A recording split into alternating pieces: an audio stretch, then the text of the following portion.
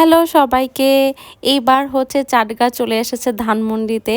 এটা হচ্ছে কিছুদিন আগের ভিডিও। আমি মাঝখানে খুবই বেশি সিক ছিলাম। আমার কিছুই খাইতে ভাল লাগতেছিল না। আমার মুখে কোনো টেস্ট ছিল না। সর্দি, কাশি একদম খুব বাজে অবস্থা ছিল।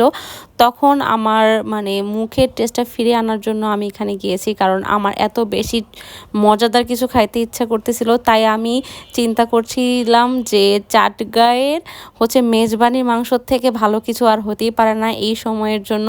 তাই একদম চোখ বন্ধ করে আমি আর আমার কাজিনরা চলে গিয়েছিলাম।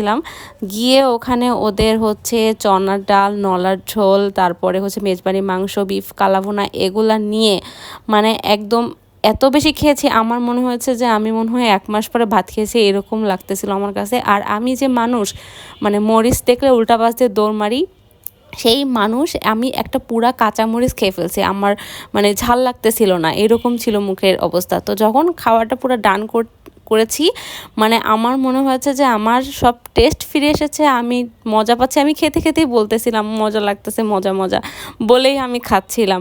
তো যাই হোক, আমি বলবো আমার মতো অবস্থা যারা আছে যে ওয়েদারে এরকম মানে অবস্থা খারাপ হয়ে গিয়েছে, ঠান্ডা লেগেছে, তারা কিন্তু তাদের মুখের টেস্টটা ফিরায় আনতে একদম চাটগা চোখ বন্ধ করে যেতে পারো। খাওয়ার পরে আমি একদম গ্যারান্টি দিয়ে বলবো তোমাদের কিন্তু টেস্ট মুখে ফিরে আসবে এবং তোমরা খেতেও পারবা। তো সবার শেষে হচ্ছে বোরহানি খেলাম, আর হচ্ছে ওদের ফিরনিটাও কিন্তু অনেক বেশি টেস্টি, ওটাও টেস্ট করেছিলাম। তো আজকে এই পর্যন্ত, আল্লাহ হাফেজ।